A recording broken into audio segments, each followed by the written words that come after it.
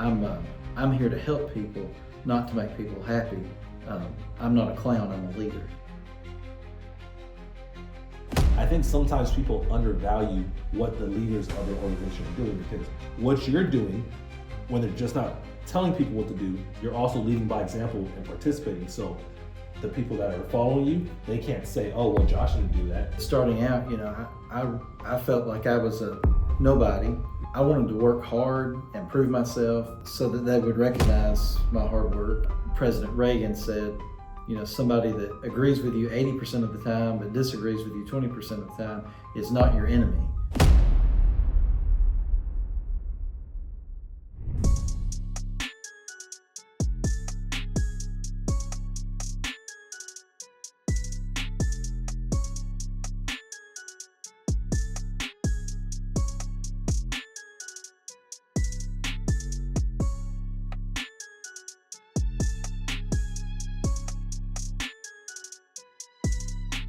Hey everybody, it's Michael Laidler, your host of the LEO First podcast, and I'm coming to you live.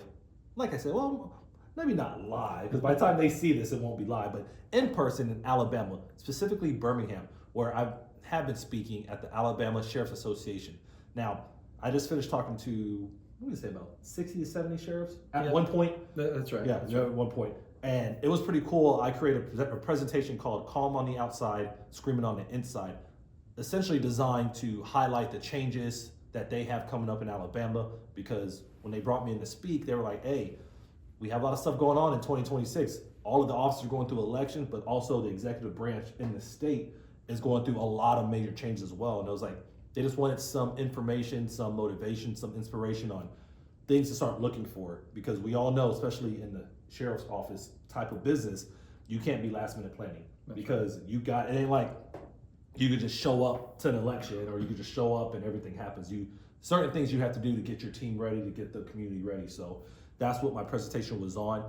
And I talked my guest into coming on to the podcast. I've been working on him since October, and he finally said yes. So I said, hey, after my presentation, let's go upstairs, or let's find a room. He found the room, and here we are. So Josh Summerford, 24 years of law enforcement experience. That's right.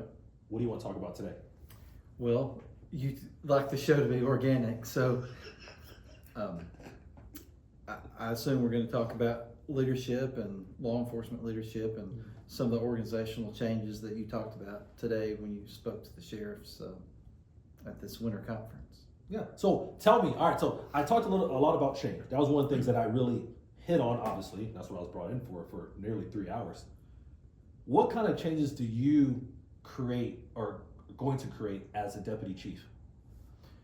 So the sheriff and I both really like things to change and be progressive. We don't like to change things just for the sake of changing, but we're changing all the time to improve things, to have better technology, better equipment, make our personnel safer. But a big thing is a lot of time in government, even at a local level like we are, we find processes that we see that, hey, that's a waste of time. So how can we streamline that or make that more efficient so that our deputies or corrections officers aren't wasting their time doing repetitive work? And that makes sense. The fact that you're kind of on that track already, because in the green room prior to the start of the show, we talked about 24 years of experience, and you're one on like your fourth agency now. That's right. Yeah. So tell us, just run us back. Like, what are the 4 agencies that you've worked, including Cherokee County? So right out of high school, I became a reserve deputy at the DeKalb County Sheriff's Office. 18, fresh. That's right. And then shortly after I'd been doing that, I went to working in dispatch. And so I worked at the DeKalb County Sheriff's Office for about 5 years doing dispatch. I was an administrative assistant to the sheriff, to investigations. And really I learned a ton of stuff during that time about how a sheriff's office operates, because I was always with the investigators or the chief deputy or the sheriff. So that was a very educational time. And then after that, I went to I was at the DeKalb County Sheriff's Office for about 5 years. Went to a small police department in the county for about a year, and then ended up going to work at the district attorney's office, which was a really big deal. My heart was really into criminal investigations, and so when the district attorney at the time gave me that opportunity, that was pretty exciting. So I went to work there as an investigator, and eventually became the chief investigator there, and was there for almost 10 years in the DA's office. That's a little time. And then I only left there because Sheriff Shavers, you know my sheriff in Cherokee County, he asked me to be his chief investigator, and so I left the DA's office to go do that. Some people thought I was crazy to leave a really good job at the DA's office for that, but I really wanted to get back into the field at that time, and so I left the DA's office and to be the chief investigator in Cherokee County, and then about 6 years ago, the sheriff appointed me as his chief deputy. That is some changes. Like, I thought I had changes. Like, I have 3 law enforcement agencies under my belt plus a business, but they're all kind of similar. Like yours, a lot of people don't understand how much dispatchers do. So you went from doing dispatch work, reserve work, to working in the DA's office, and now working at a sheriff's office. Like, I mean, it's a lot of moving pieces, but I think that's cool because when we talk about organizational changes, we talk about leadership roles, and we start looking at the players that make that happen. Like, you're running the front poster. Like, you're that person that you look at, because I mean, seriously, because sometimes we find people in law enforcement that's only worked for one agency all their career. And sometimes when there's big monumental changes, or there's even minuscule changes, they're like, oh crap, like, what am I gonna do? Versus you, like, you've made decisions like, okay, I know I have a passion in this area, but my passion over here to get back in the field, like you said, is even stronger. So when you're going through this change of career, like, what kind of processes did you take back then to kind of like help you kind of push yourself to actually leave the cushy DA job? No. Well, I think like starting out, and we talked about this earlier today, maybe I was too extreme, but starting out, I felt like I was a nobody, but I don't think my administration treated me that way, but I wanted to work hard and prove myself and do the extra work and extra duty so that they would recognize my hard work, and I would be promoted from that. I remember when I was a new deputy, or actually remember when the first sheriff that hired me, I didn't know what the job paid. I didn't ask what it paid. I didn't care what it paid. And then, but I remember as a young patrol deputy, I would work my shift, and then I would stay out and work with the next shift that came in just because I loved it. It's old school right there. And so I just loved it. But I always try to constantly better myself. You know me well enough to know that I'm really never satisfied with okay, I've done this, so I'm good. I don't need to do anything else. I mean, I learn every day, and whether it's I learn a lot from coworkers, and I learn from young deputies. Of course, I've got great mentors around me, and whether it's coming to a conference like this or doing a class that I seek out, I just think it's important to not stop learning, because I feel like some people may get to a position and think, well, that's what I wanted to do, and so now I've arrived, and so I'm done learning and done improving.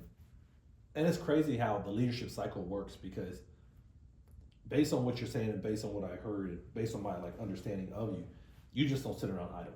Like, you're not just you don't. But like what some people don't do, like, you're not just a teacher, you're also a student.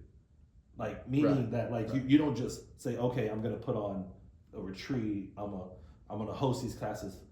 You also get involved. Like, you're coming to these conferences. Right. You're FBI NA grad. Like, you're things that show that you're still willing to learn. even Right. at this level. And some people that are watching that might be chiefs or maybe sheriffs already or wardens are like, well, it's only probably because he's second in charge. Well, no, not really. I mean, your Sheriff Jeff, he's all over the place, but he's doing the same thing. So that's great to see that learning mentality. And I think sometimes people undervalue what the leaders of their organization are doing, because what you're doing, when they're just not telling people what to do, you're also leading by example and participating. So the people that are following you, they can't say, oh, well, Josh didn't do that. And it's like, well, I'm at these conferences, I've done the FBI thing, I'm taking these training courses, so you're continuously learning. So how have you seen that impact like the deputies or the lieutenants or sergeants like around you at Cherokee County?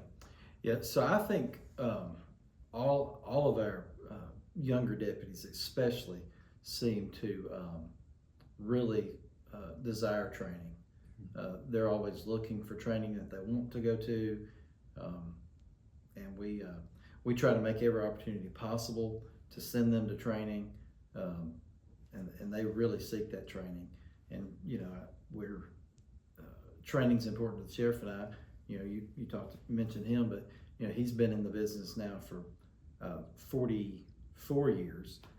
Going strong too. Going strong. He is going strong. He I got to is. give him that. Like he's a beast mode. So I don't know how many of the sheriffs are going to watch this or how many people are thinking about it. The Jeff Shavers in Cherokee County, that he is definitely someone I can, if I was in the sheriff market that I wanted to be one, that would be someone I would want as my mentor.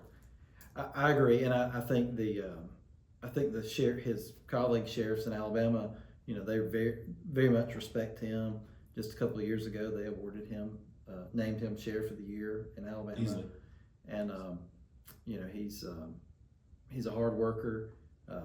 He's not the type of guy that thinks, well, I've been doing this a long time, so I'm going to sit back and relax in the corner. That's not him. He works every day. He's at the office, pops in at night some, pops in on the weekends, and about learning, he's always seeking to learn something new also. So he's a good mentor to me, but I think he's a good mentor to some of the other sheriffs in Alabama also. I could see that, and it was cool because even talk about a real life example. One thing that he did earlier, and I know you weren't paying attention because he probably does it all the time. I was putting out index cards like just during one of the breaks, and he was like, "You need help?" And he was dead serious. Like he was walking towards it with his hand out. He was like, "Hey, you want me to just help you do like handouts?" That's right. And like you said, he's not sitting in the corner watching. Right. So when I think about leadership, like I think about what he's doing, and then obviously you see what he's doing, then you're transferring that to the other people you're working with. It's very impressive from an outsider's like view, because you don't see that all the time. You don't see two cohesive individuals putting their mind together and just kind of flowing off each other. Like, what is the left and right hand doing? They actually know in this case. Right. Like the deputy actually knows what the sheriff's doing, and the sheriff knows what the deputy's doing. So I think that's really cool when it comes to leadership, because not everybody always has that kind of positive relationship with their leader. But I think from my perspective, you have that, but you also display it to the people that follow you. Right. Well, I think, we are fortunate in the team that he and I are. I know sometimes, number one and two of any agency, not just in law enforcement, sometimes you see it on the national level between president and vice president. Yeah, that's true. And aren't always cohesive, but he and I work great together as a team. There's things that I'm not good at that he's good at, and there's some things that I'm better at that he gets me to do. But we're always on the same page. 99.9% of the time, I know exactly what he's thinking and what his vision is and what he would do, and so I feel like we're a really good team, and he's put a lot of trust in me, and I'm grateful for that. But I love what I do. It's I would not want to be chief deputy for just anybody. Fair enough. And it works out well for us, I think. So how does some of this, like, obviously from my perspective, your professional life, it seems very good and solid because you have a good relationship with your leader and the people, most of the people, because you can't please everybody. Most of the people that follow you, they seem like they have a good relationship, or at least you have the door open enough. Right. Hey, if y'all want to come and talk, you may not get the answer you want, but you're going to get the answer you need and you deserve. Yeah, the sheriff and I, both of our, doors are open, literally, not just figuratively, and people know that they can come talk to him or me, or but like you said, everybody doesn't always like the answer or the advice that you give, or the decision you make. But Correct. We're transparent, and we tell people all the time, hey, we can't explain every decision that we make because there's sometimes not time, and maybe you don't have to know.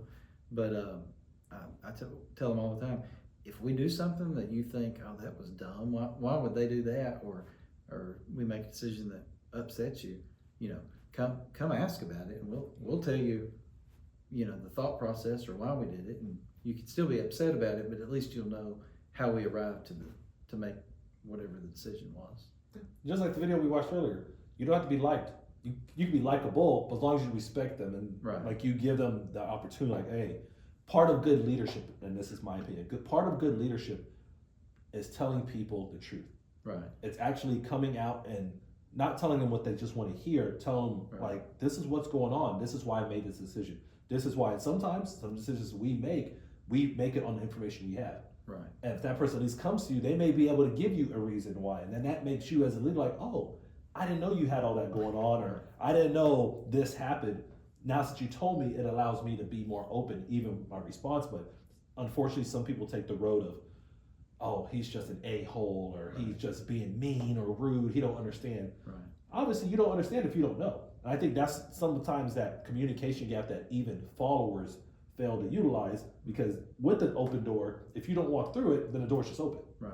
Well, as a leader, I feel like, you shouldn't strive to make people unhappy, but you can't just focus and dwell on making everybody happy, because that's impossible. I know you're a John Maxwell fan and coach, but I saw he said, he was speaking the other day, and I saw it, and he said something that I really liked. He said, I'm here to help people, not to make people happy.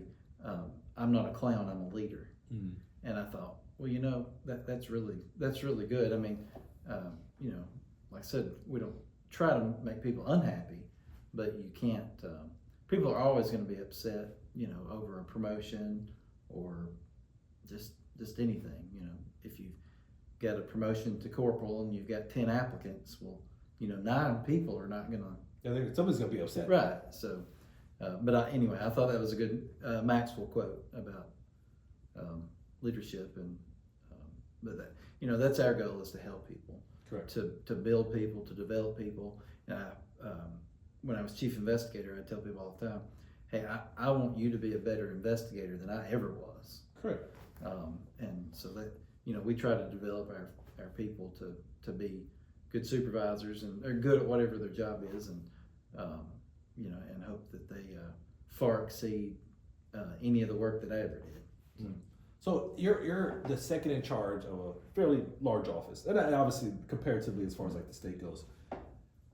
It seems, from my perspective, that you have a good professional relationship with most people in your organization.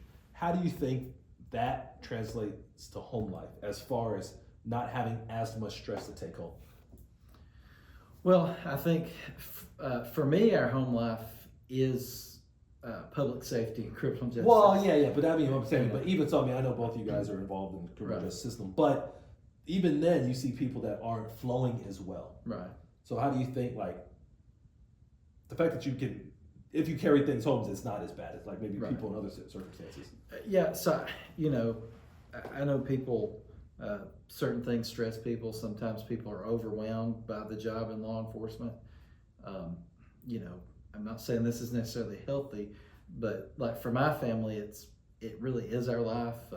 As you know, my wife is a prosecutor. Mm-hmm. She's district attorney now, and so our jobs go so hand in hand that she knows the people that work at the sheriff's office. I know all the people that work in her office. We're a small enough place that we know everybody that works in either office, and big crimes or big things that are going on, that's what we're dealing with. If something really bad happens, I get a phone call, but her phone's also going to ring a few minutes later. So you're like, oh, there it goes. right. So it's really a passion for us, though. I mean, it's I feel like for both of us, it's a calling, just like some other occupations are as well. But I feel like if it was not a calling to both Summer and I, that it might be a disaster in our house, but just because of her job is very stressful as Absolutely. District attorney. But I think it would be a disaster if we didn't feel like it was our calling to try to help people in the capacities that we're in. Yeah, and that's important. That, like I said, it's cool that you recognize it as a calling, because if it was anything besides that, especially with two high stress positions, there'd be a lot more. And obviously, every relationship has its ups and downs, but there'd be more downs than up. Right. I mean, No, obviously, that's right. obviously, you come home tired, she comes home tired, and sometimes that makes it what it is. But the fact that you guys both have passion, you at the end of the day, you understand why you're in that career, but you also understand why you're with each other too. Right. And it's that's because y'all, it is a great match. And if it wasn't, obviously, we'd be talking about something else. I mean, some of us have not had great matches. I mean, I haven't had the best match, but it's life. But Right. it's cool when you can have that professional, workable stress, because everybody has stress. Like, people think, oh, I can live stress free. That's not even a real thing. No, like that's like literally. That's like, very yeah, no, that's if people think they can have no stress in their life, that's stressful in itself. So like Right. studies that show that Right. there's a healthy amount of stress, and I think, from my opinion, is that you guys have a healthy level of stress between you two, at work and at home. So, which is good. So, what are some things you do when you're not at work that you utilize as like ways to de-stress? So my wife tells me pretty regular that, hey, you really need to find some more hobbies. But I don't have a lot of hobbies, but we do like to travel. Mm-hmm. We especially like to go to national parks. We have a 3-year-old now, so that's Slow down a let's little slow bit, the yeah, hiking trips down some For now. For now. So that's our big focus. Obviously, we're both involved in church, and somebody she recently bought me a set of golf clubs. I've never played golf at all, so Not me. so that was a big hint. So, but that was in the summer, and so somebody I work with said, "Hey, we should start playing." The excuse then was, "Oh, it's too hot. Let's wait till it cools off." And then we're in Birmingham today, and I think the high is 20 degrees. So, that's too cold. That's too cold. Yeah. So that's not working out real well.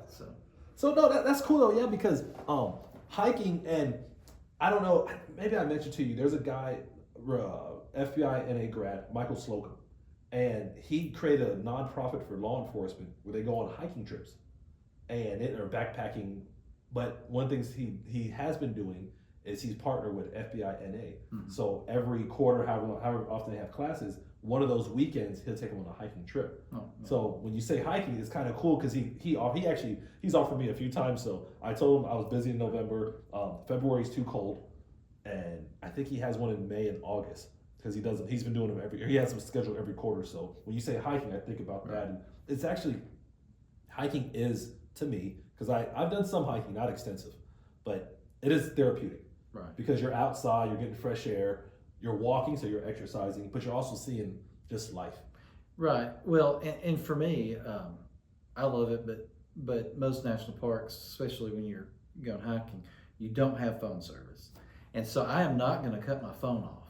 That is not me. I'm going to be, if the sheriff needs me or if one of my people needs me and needs to ask a question, I want to be there, and so I'm not going to cut my phone off. So sometimes going to a national park forces that because there's not a lot of phone service. So that's what I'm gonna add. Like, I know, seriously, that's what I'm saying. That's the cool, the therapeutic side, because you have no choice. Like, you can't stop nature. Right. Like, you That's can't say, well, I need to build a cell tower so I can walk this extra 5 feet. Like, so Right. it almost like you look at your phone and you see no bars, or you see Right. it says SOS only. You're like, well, that's nature.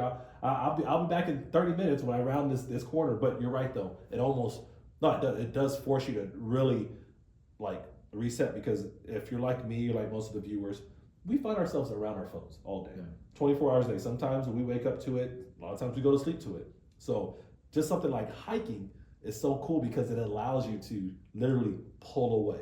So hiking, golf, anything else? No, and I'm not saying I am probably not the poster child for hobbies and stepping away from the job. But like I said earlier, I really feel that it's a calling. At a very young age, I knew that I wanted to be a deputy and wanted to be an investigator, and so we're just plugged in and. Yeah, you're 25. You got to be plugged in. Yeah, and again, I just want to be there to help people, and so that's that's my focus now. So if people are looking to reach out to you, whether it's just Cherokee County or they just want to know more about Josh Summerford, what are some avenues? What are some ways they can find you? Well, I'm on Facebook, just a personal page on Facebook, and LinkedIn. I'm on LinkedIn. My daughter recently created me an Instagram account. I know, I tag you purposely, just That's right. But you do answer. It's like you don't really have anybody on there, but every time I tag you, you're always there. Yeah, it's a new account. Yeah. And then the sheriff's office, we have a website that you can reach me through that, or it's Cherokee County ALSheriff.com. Yeah, and I'll put on the video and stuff so people can see it. But you're right that you're more active. I would say more on Facebook, and then a little bit of not as much on LinkedIn. Instagram, you're getting there. Well, my daughter told me I was at the right age for Facebook. So we did talk about Facebook earlier. But and I do think for law enforcement in general, whether it's trying to make an awareness of the industry or recruitment, Facebook is still probably, to me, the best platform for that. Now, I know we talked about LinkedIn for like recruiting purposes, application, Instagram, TikTok, YouTube for awareness, but I think Facebook still provides the overall like outlook on law enforcement specifically. Now, if we're talking about like healthcare, or we're talking about fashion, maybe I might say Instagram or TikTok, but for overall, I would say Facebook. So the fact that you're active on the thing that I think is best for where you're at and like where we're at, you're doing good. You're doing good. So people can find you on social media. They can find you on the Cherokee County website. Obviously, they can find you in different parts of Alabama since you're everywhere. You're here. You're Cherokee County. You sometimes go to Virginia. I know you have probably been to Virginia in a while. No, I've not. I've been to Virginia, I guess, since 2020 when I was at National Academy. So yes, I'm sure I have some National Academy people watch this, so hopefully they reach out. And I know you had some. I'm sure there's be 1 or 2 of your classmates that might have been on the show. I don't know. There's so many numbers out there at this point. I think you guys are up to like 290 or something like that, 291. Yeah, I think that's right. Yeah, so it's like right there. So with all of that, and you've given a lot of good nuggets. You kind of explained what you guys do in the Cherokee County. You talked about like wellness and how you're separating. What are some final words? Well, something I was thinking about just the other day was that there's a lot of conflict in the world, whether on the global level or the national level in politics or local level or even personal relationships. And I really like people's quotes, and I'm going to paraphrase it, but President Reagan said, somebody that agrees with you 80% of the time but disagrees with you 20% of the time is not your enemy. And I feel like most things we agree with, probably more than 80% of the time. So there's just a really narrow scope of things that most people disagree on, that sometimes in relationships or cause divorces or cause people to leave a job or whatever. But I feel like that was a really good token of knowledge from President Reagan that we agree most of the time. And so just because we may have a disagreement on one item shouldn't make us enemies or make me feel like you're a traitor in some way. So. Yeah, and a lot of people call it the Pareto principle, where you get 80% of what you need, the other 20% you're not, and that's what you want to complain about. Right. Like, why are we focused on the 20? That's like if somebody's following your lead and they're agreeing with you and you're on the same page for 80% of the time, that 20% that they're not, there might be a reason behind that. Right. That it might be maybe you're doing something wrong or whatever that principle is for them. Like they're really that's really them. But you don't just give up on them just because you're getting 4 out of 5 times in agreement mode. And people will. People will be like, oh, that person doesn't like me because they said no to one thing. That's right. Literally one. Right. That seems to happen a lot. I mean, my wife and I don't agree 100% of the time. Right. And so I think the expectation to think you're going to agree with anybody on every single thing is not realistic. So It's just an unnecessary stress. It is. So I think we need to focus on, what we do agree on, and then, have civil disagreements where we don't agree. Yeah. Like I said, I talked about that earlier too. Like, hey, it's okay to disagree with people. It's Right. okay. It's part of life. Like, That's right.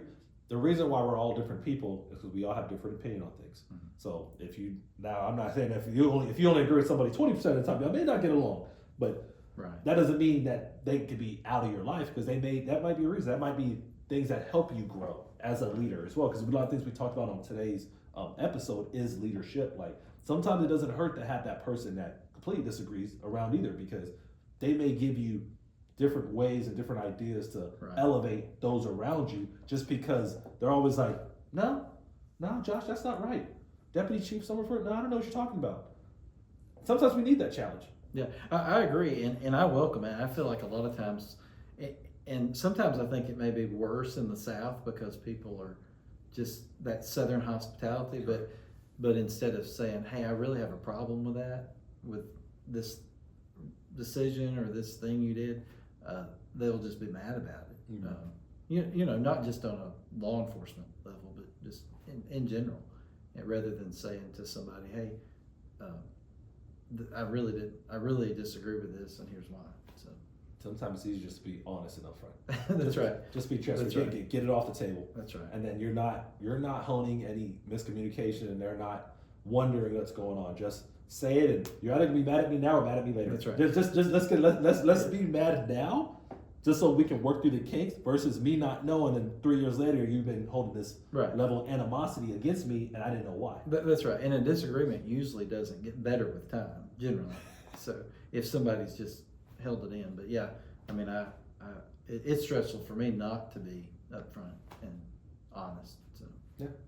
Well, folks, you had it. You heard from Josh all the leadership challenges and good challenges that he has, especially work for Cherokee County, also being a husband and a father, and working on some of his hobbies slowly but surely. Hopefully we can get him back hiking and I guess playing golf. I can't help him, but hey, maybe one of you all can. Maybe y'all can log in and say, "Hey, Josh, let's go play golf over here." If you say, "Mike, let's go," it better be mini golf if it's me. That's all I gotta say. But needless to say, I'm sure you all enjoyed this episode. I'm sure you had the opportunity to learn from him and understand that when you have the right leadership team, the possibilities are endless, because everything you're trying to achieve, everything you're trying to accomplish just becomes much more efficient. And are you gonna hit roadblocks? Of course you're gonna hit roadblocks. But if you can work through them, that's when you see the true growth in any organization, any office, any agency, whether it's law enforcement, private, nonprofit, whatever sector you want to put it in. When you have the right leadership working together, everything can be done. Thank you all for watching. Thank you for taking the time out of your busy schedule to listen or watch another podcast. I appreciate that. And if you need anything, reach out. If not, be safe.